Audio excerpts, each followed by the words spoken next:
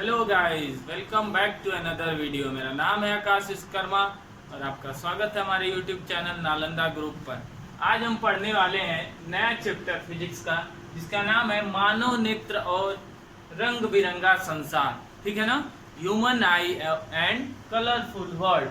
ठीक, तो इसमें सबसे पहला पार्ट है वो क्या है, ह्यूमन आई है। क्या है? ह्यूमन आई है। तो आज हम ह्यूमन आई के बारे में डिस्कस करेंगे। देखिए, ह्यूमन आई से रिलेटेड बहुत सी चीज़ें कंफ्यूज करती हैं। जैसे मानव के नेत्र में प्रतिबिंब उल्टा बनता है, लेकिन हमें वो सीधा कैसे दिखाई देता है। ठीक, दूसरी चीज़ ये है कि कभी कभी हम उजाले से अंधेरे में जाते हैं तो हमें वो चीज़ें दिखाई, जो चीज़ें हैं सभी तरफ अंधकार दिखाई देती हैं। वैसे ही अंधेरे से धूप में जाते हैं तो हमारी आंखों पर जोर पड़ता है। ठीक है ना, ये सब चीज़ें, आंखों का रंग अलग अलग क्यों होता है, इन चीज़ों के बारे में आज हम जानेंगे। तो शुरू करते हैं आज का टॉपिक, मानव नेत्र। देखिए, ये मानव नेत्र के अनुप्रस्थ काट का एक चित्र है। अनुप्रस्थ काट मतलब ये मानव नेत्र हमारा है, तो इसको बीच में से काटा गया है। ठीक, अब काटने पर अनुप्रस्थ काट का क्या है, एक चित्र है। अब इसमें हम इसके विभिन्न भागों का अध्ययन करेंगे। तो ध्यान दीजिए, मानव नेत्र में एक सफेद बाहरी भाग होता है। ठीक है ना, एक बाहरी कवच होता है जिसका नाम होता है दृढ़ पटल। क्या होता है? दृढ़ पटल।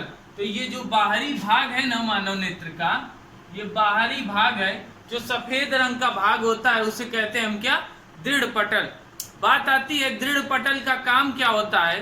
तो दृढ़ पटल हमें जो आंख का कठोर भाग होता है, अतः आंख की रक्षा करना ही इसका मुख्य कार्य होता है।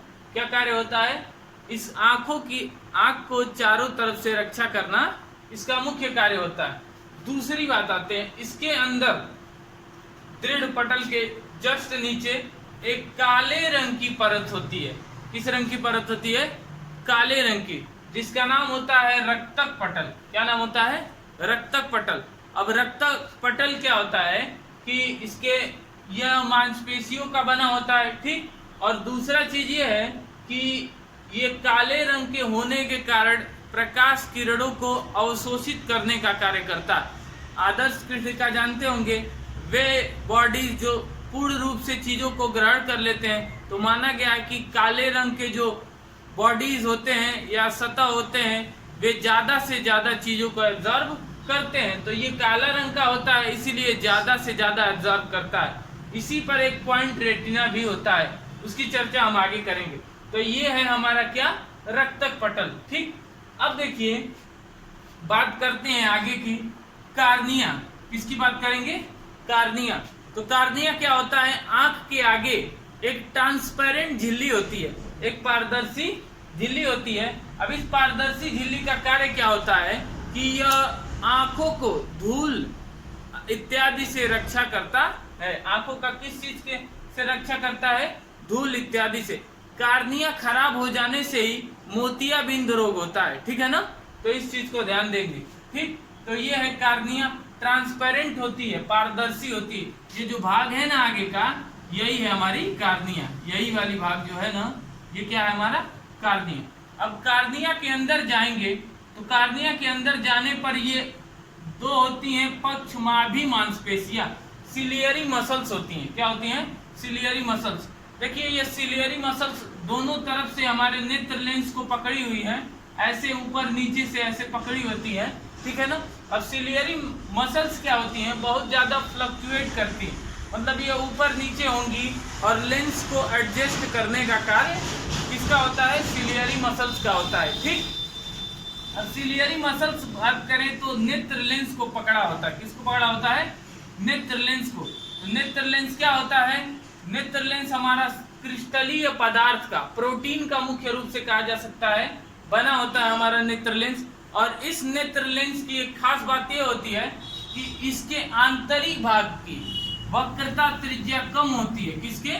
आंतरिक भाग की, आंतरिक भाग की वक्रता त्रिज्या कम होती है, तथा बाहरी भाग की वक्रता त्रिज्या क्या होती है? अधिक होती है। इसीलिए देखेंगे अंदर की तरफ ये ज्यादा बेंड होगा, ठीक है ना, और बाहर की तरफ कम होता है। ऐसा क्यों होता है? ताकि ये पूर्ण रूप से प्रकाश को कहाँ भेज सके? रेटिना पर भेज सके। ठीक, अब बाहरी भाग का बना किसका होता है भाई? प्रोटीन का बना होता है, क्रिस्टलीय लेंस होता है। ठीक, तो ये नेत्र लेंस था। अब नेत्र लेंस, आइरिस जो होता है ना हमारा, आइरिस के बीच में एक छोटा भाग होता है, खाली होता है। क्या होता है? खाली होता है, जिसको पुतली कहते हैं। जो आंख के अंदर ये काले रंग का भाग होता है ना, उसी को क्या कहते हैं? पुतली कहते हैं। ठीक है ना। अब देखिए, पक्षमाभि मांसपेशियों से बढ़ा हुआ एक भाग, इसी को हम क्या कहते हैं? आइरिस कहते हैं, जिसको हिंदी में कहते हैं परितारिका। तो ये भाग देखिए, ये आगे जो बढ़ा हुआ है इतना भाग, और यहाँ से इतना भाग, इन भागों को, ये दो भाग है ना, इन दो भागों को क्या कहते हैं? आइरिस कहते हैं। इन दोनों भागों को क्या कहते हैं? आइरिस कहते हैं। अब आइरिस का काम क्या होता है, ध्यान दीजिए। देखिए, जनरल आंख में देखेंगे तो इस प्रकार का आइरिस दिखाई देगा। ठीक है ना। अलग अलग व्यक्तियों के आइरिस अलग अलग हो सकते हैं। जैसे देखेंगे, किसी का आइरिस भूरा होता है, किसी का आइरिस नीला होता है। ऐश्वर्या राय का आइरिस नीला है। ठीक, तो आइरिस अलग अलग रंगों का हो सकता है। ठीक, अब ध्यान दीजिए, आइरिस का काम क्या होता है कि यह स्वयं को बढ़ाता और घटाता रहता है। क्या करता रहता है? बढ़ाता और घटाता रहता है। और इसी बढ़ाने और घटाने से प्रकाश की जितनी मात्रा हमारे आंख में आवश्यक है, उतनी मात्रा को आइरिस क्या करता है? आंख के अंदर भेजता है। ठीक है ना। अभी मान लीजिए अंदर प्रकाश ज्यादा जा रहा है, कम करना है, तो आइरिस बड़ा होगा। आइरिस बड़ा होगा तो ये लेंस का जो पुतली है, पुतली वाला भाग जो है वो छोटा हो जाएगा, और छोटा हो जाएगा तो कम प्रकाश की किरणें जाएंगी, जिसके कारण वह आंख पर जोर नहीं पड़ेगा। ठीक, तो ये था हमारा आइरिस, परितारिका। परितारिका के बाद है एक और भाग, नेत्रोद। कौन सा भाग है? नेत्रोद। तो नेत्रोद क्या होता है जरा समझिएगा। ये जो कॉर्निया है और ये जो नेत्र लेंस है, इसके बीच के भाग को हम नेत्रोद कहते हैं। क्या कहते हैं? बीच के भाग को नेत्रोद कहते हैं। नेत्र मतलब आंख हो गया, ओद मतलब उद्गम, जहां से नेत्र का उद्गम हो रहा है, अर्थात क्या हो गया? ये कॉर्निया और किसका भाग? लेंस के बीच के भाग को नेत्रोद कहते हैं। ठीक है ना। अब एक और चीज ध्यान दीजिए कि नेत्रोद में एक जल भरा होता है, एक लिक्विड भरा होता है, जिसका नाम होता है जलीय द्रव। क्या नाम होता है? जलीय द्रव। इस द्रव का अपवर्तनांक, ये पारदर्शी द्रव होता है, और इसका अपवर्तनांक कितना होता है? 1.33 होता है। कितना होता है? 1.33। ठीक, अब नेत्र लेंस के आगे बढ़ते हैं। नेत्र लेंस के आगे जब बढ़ते हैं तो ये जो खाली भाग होता है, इस भाग में क्या होता है? एक और द्रव भरा होता है, जिसका नाम होता है काचाभ द्रव। क्या नाम होता है? काचाभ द्रव। और इसका भी अपवर्तनांक जलीय द्रव के अपवर्तनांक के बराबर होता है, 1.33। और एक चीज भूल गए हैं, नेत्र लेंस जो होता है उसका अपवर्तनांक 1.44 होता है। कितना होता है? 1.44 होता है नेत्र लेंस का अपवर्तनांक। ठीक, अब बात करते हैं सबसे मुख्य बिंदु की। आंख के अंदर जो रक्तक पटल पर पाया जाता है, जिसका नाम है रेटिना। क्या नाम है? रेटिना। रेटिना एक विशेष भाग है, जहां पर प्रकाश की किरणें पड़ेंगी तब हमें प्रतिबिंब दिखाई देगा, वरना दिखाई नहीं देता है। तो एक भाग होता है किसका? हमारे किसका जी? हमारे रक्तक पटल का। अब ध्यान दीजिए, रक्तक पटल पर रेटिना पाया जाता है। कोई भी प्रकाश जब तक रेटिना पे नहीं पड़ेगा तब तक वह वस्तु हमें दिखाई नहीं देगी। तो रेटिना पर पड़ता है। रेटिना में होता क्या है एक्चुअली कि इसमें 2 प्रकार की कोशिकाएं होती हैं। कितने प्रकार की? 2 प्रकार की। बड़ा ज्यादा बार पूछ दिया जाता है। एक होता है रॉड कोशिकाएं और दूसरा होता है कोन कोशिकाएं। ठीक है ना। बेलनाकार या डंडाकार कोशिकाएं और शंक्वाकार कोशिकाएं। ठीक है ना। तो रॉड को कहेंगे बेलनाकार या डंडाकार कोशिकाएं, और कोन को कहेंगे क्या? शंक्वाकार कोशिकाएं। तो नाम पता ही होगा आप लोगों को, बस इंग्लिश में है रॉड और कोन कोशिकाएं। अब देखिए, रॉड सेल्स का काम क्या होता है, रॉड कोशिकाओं का, कि ये प्रकाश की तीव्रता को ग्रहण करती हैं। किसको ग्रहण करती हैं? रॉड सेल्स जो होती हैं प्रकाश की तीव्रता को ये एब्जॉर्ब करेंगी, तीव्रता को। तीव्रता क्या होता है भाई? जैसे देखेंगे बल्ब आप खरीदने जाते हैं तो कहेंगे बल्ब हमको दे दीजिए 50 वाट का, 100 वाट का, 200 वाट का, ठीक है ना। तो 200 वाला वाट जो है बल्ब, उसकी तीव्रता अधिक होती है किससे, 100 वाट वाले बल्ब से, ठीक है ना। तो दूसरा बात करते हैं कोन की।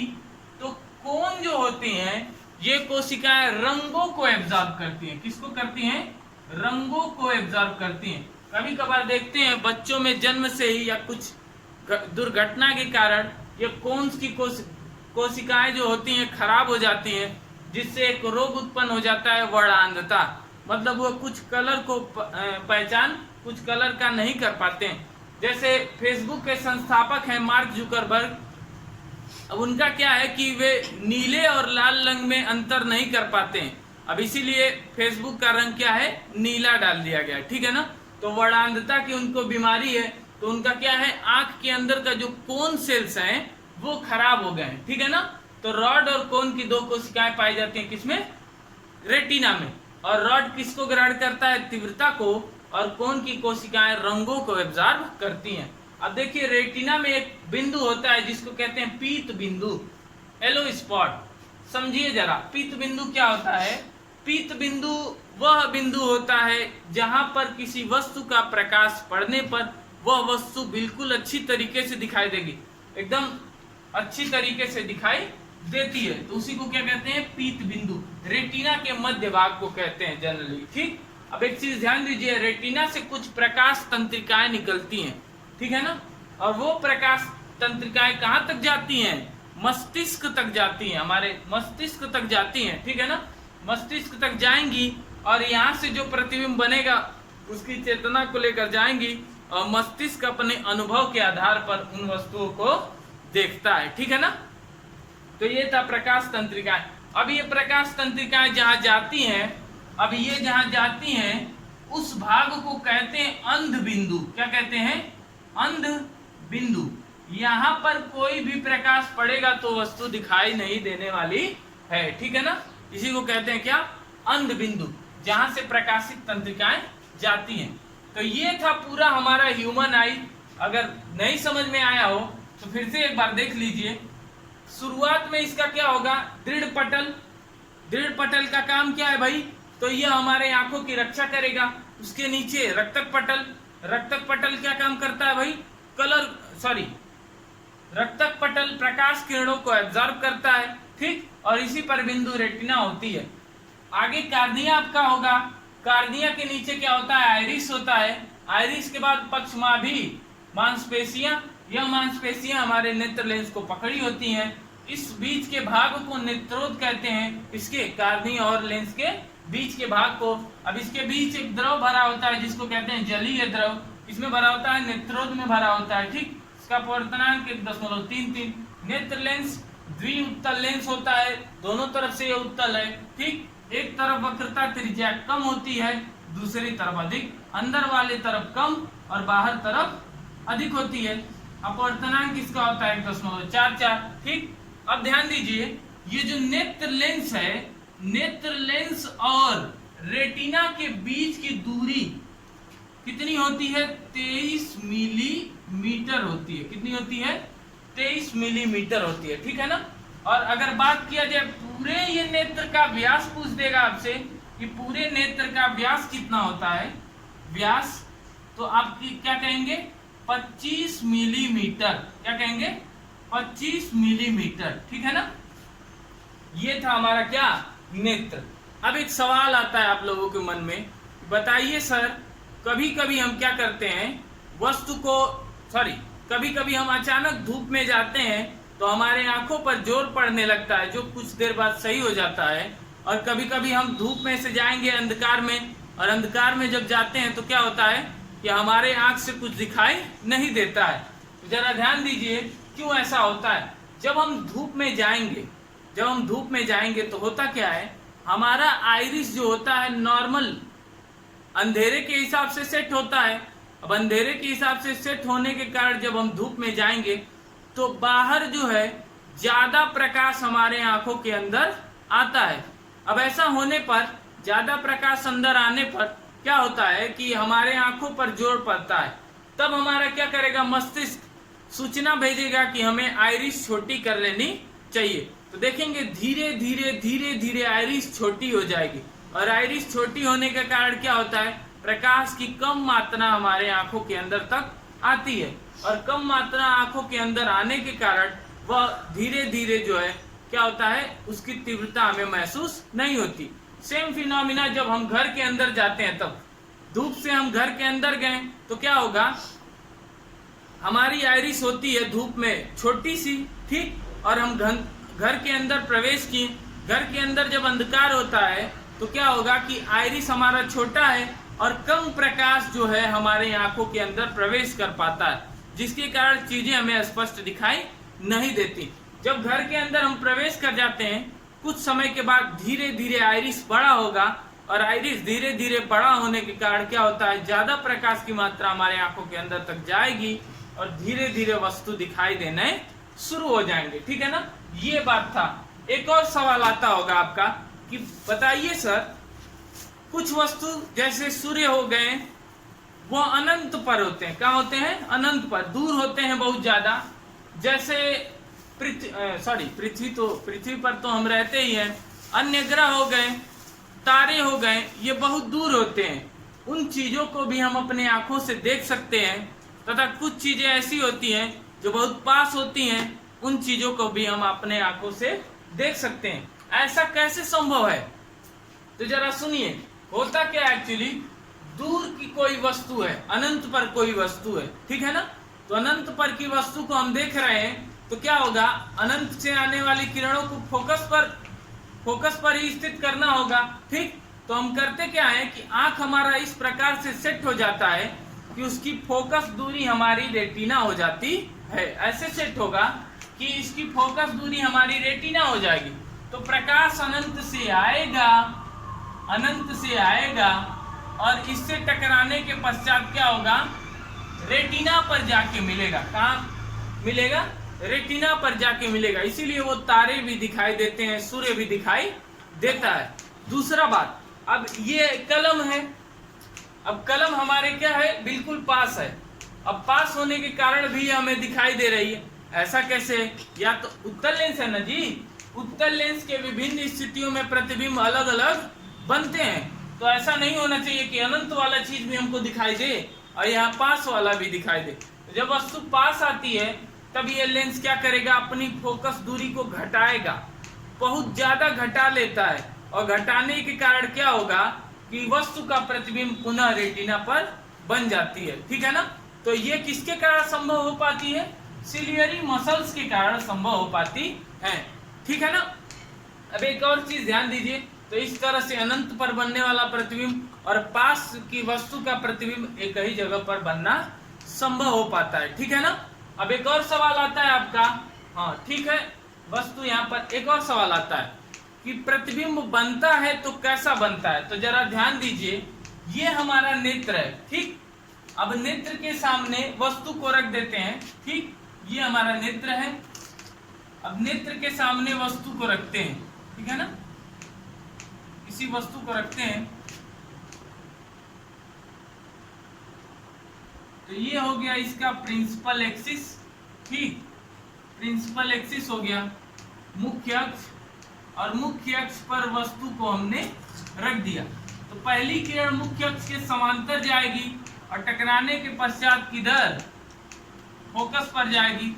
दूसरी किरण यहां से होती हुई पुनः जाकर कहाँ मिलेगी, फोकस पर मिलेगी। अब एक और सवाल आता होगा आपके दिमाग में, सर ऐसे तो प्रतिबिंब जो है उल्टा बनना चाहिए। कैसा बनना चाहिए? उल्टा बनना चाहिए, सीधा नहीं बनना चाहिए, क्योंकि उत्तल लेंस के दाएं तरफ जितने भी प्रतिबिंब बनते हैं सभी वास्तविक बनते हैं, और सभी वास्तविक के साथ साथ उल्टे भी बनते हैं। ठीक है ना। तो इस तरह से उल्टा बनना चाहिए। तो हाँ, रेटिना पर प्रतिबिंब हमारा उल्टा बनता है। ठीक है ना। रेटिना पर प्रतिबिंब हमारा कैसा बनता है? उल्टा बनता है। लेकिन मस्तिष्क अपने अनुभव के आधार पर इन चीजों को सीधा देखना शुरू कर देता है। बचपन में जब बच्चे का जन्म होता है तो वह चीजों को उल्टा देखता है, इसीलिए वो हरदम मुस्कुराता रहता है, हंसता रहता है, क्योंकि उसको सभी चीजें उल्टी दिखाई देती हैं। ठीक। और जब ये क्या होता है, धीरे धीरे मस्तिष्क अपने अनुभव से चीजों को सीधा देखना शुरू कर देता है। ठीक है ना। तो ये सब चीजें थी। फिलहाल के लिए इतना नोट करिए, फिर वीडियो में आगे बढ़ते हैं। अब आगे बढ़ते हैं। नेत्र की समंजन क्षमता, एकमंडेशन पावर ऑफ आई। समझते हैं जरा समंजन क्षमता क्या होती है। तो अभी बात बताए हैं कि अनंत पर स्थित चीजों को भी हमारी आंखों द्वारा देख लिया जाता है और पास की चीजों को भी अपने आंखों द्वारा देख लिया जाता है। अर्थात इन दोनों को देखते समय लेंस की जो फोकस दूरी है वो बढ़ी और घटी है। ठीक, अब इसी फोकस दूरी के बढ़ने और घटने की क्षमता को क्या कहते हैं? नेत्र की समंजन क्षमता कहते हैं। तो समंजन क्षमता क्या है? नेत्र लेंस की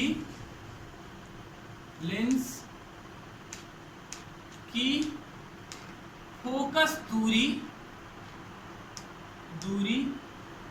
समायोजित करने की क्षमता,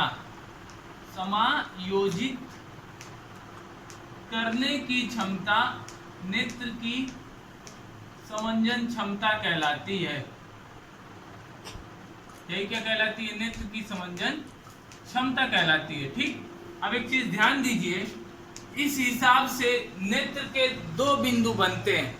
एक तो जो सबसे दूर वाला बिंदु है और एक सबसे पास वाला बिंदु है। ठीक है ना? तो नेत्र का दूर बिंदु,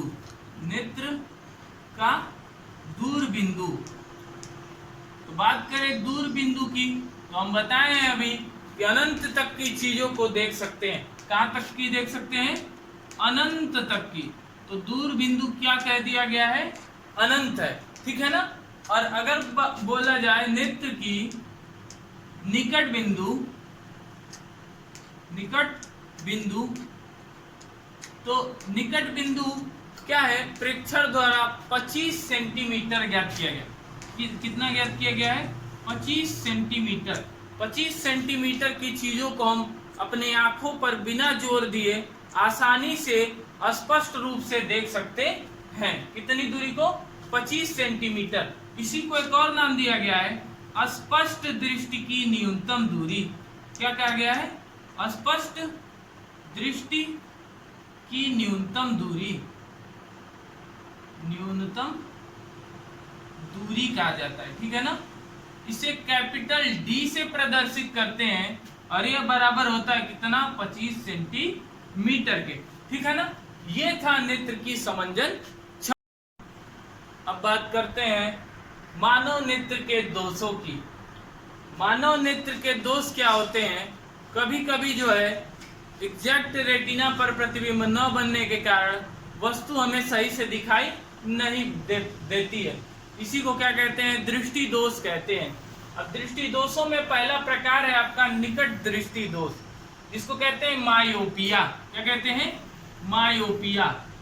निकट दृष्टि दोष क्या होता है समझिएगा जरा। निकट दृष्टि दोष में दूर की चीजें स्पष्ट दिखाई नहीं देती हैं।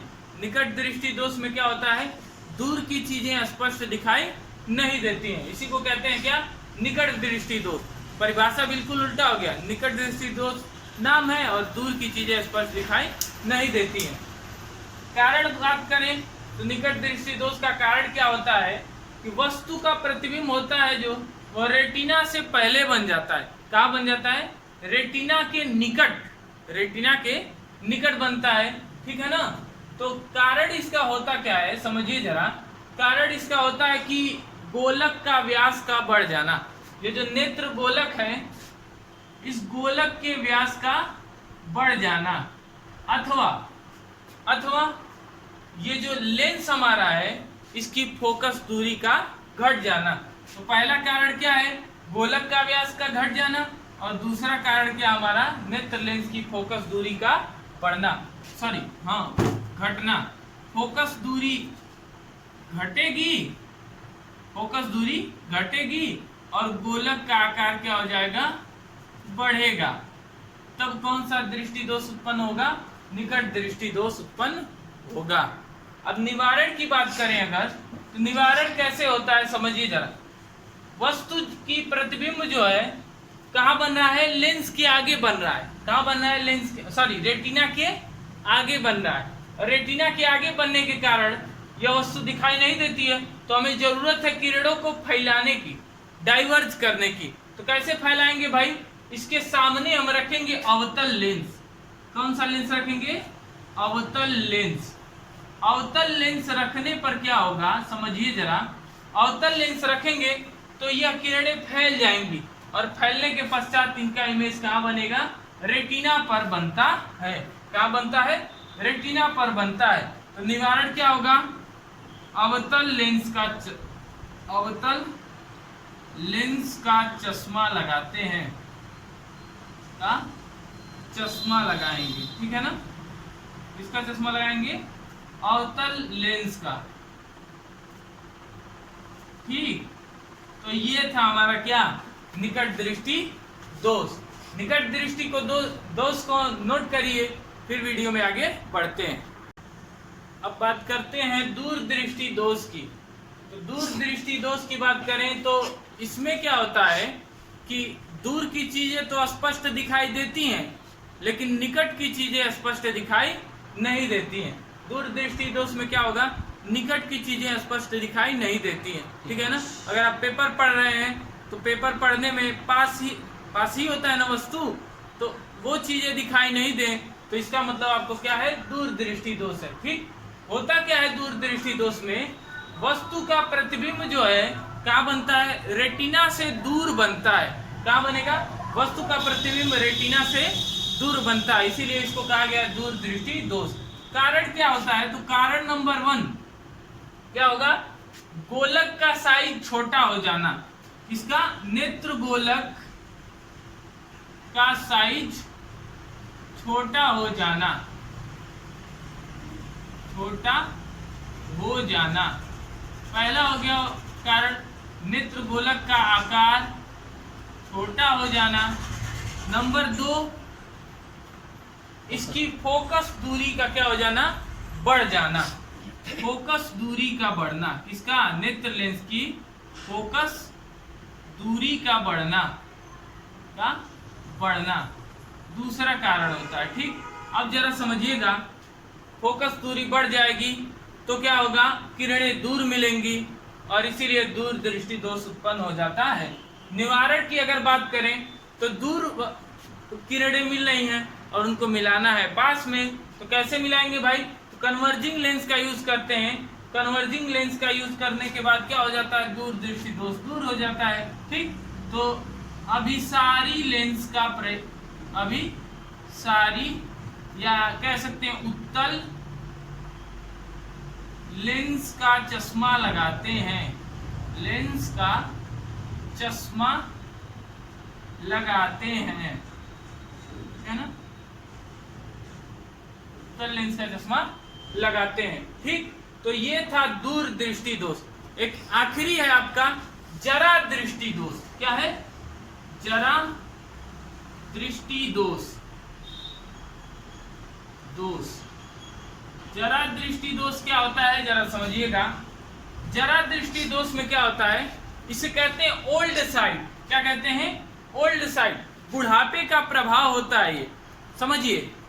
बुढ़ापे में क्या होता है? जो हमारी सिलियरी मसल्स होती हैं आंखों के अंदर की सिलियरी मसल्स, उन सिलियरी मसल्स में क्या होता है कि कमजोर हो जाती हैं और कमजोर होने के कारण अच्छी तरह से फंक्शन नहीं कर पाती हैं। अब उनके अच्छी तरह से फंक्शन न करने की वजह से क्या होता है कि जो प्रतिबिंब होता है कभी कभी रेटिना के आगे बन जाता है, कभी कभी रेटिना के पीछे बन जाता है, तो उनको दूर और निकट दोनों वस्तुएं स्पष्ट रूप से दिखाई नहीं देती हैं। ठीक है ना? तो इसी को कहते हैं क्या? जरा दृष्टि दोष।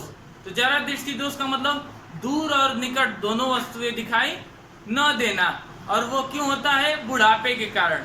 ओल्ड साइट है। ठीक, बुढ़ापे के कारण होता है। अब एक चीज ध्यान दीजिएगा, इसमें इसका कारण क्या होता है? इसका कारण क्या होता है भाई? तो कारण होता है सिलियरी मांसपेशियां, पक्षमाभी मांसपेशियां जो होती हैं उनका कमजोर हो जाना कारण होता है।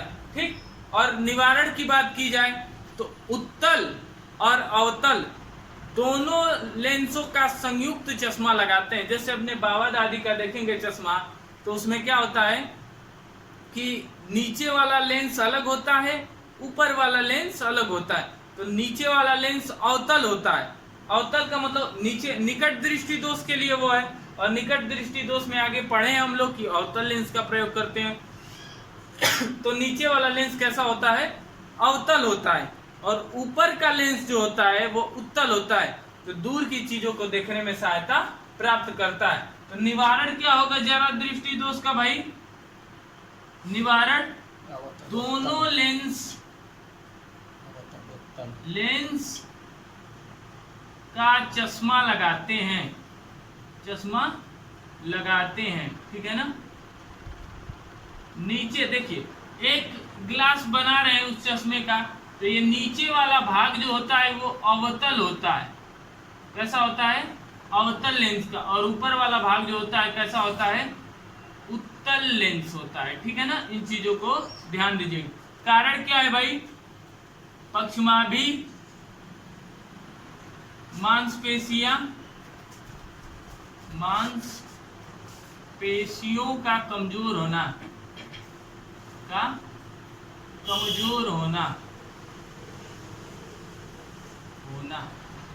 यही कारण होता है किसका? जरा दृष्टि दोष। और इसमें होता क्या है? दूर निकट दोनों वस्तु दिखाई नहीं देती, दोनों वस्तुएं दिखाई नहीं देती,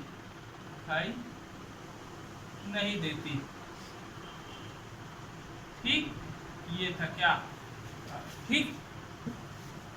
अब देखिए, आज मानव नेत्र का ये अध्याय यहाँ पर खत्म करते हैं, फिर मिलते हैं अगले टॉपिक के साथ। तब तक के लिए गुड बाय।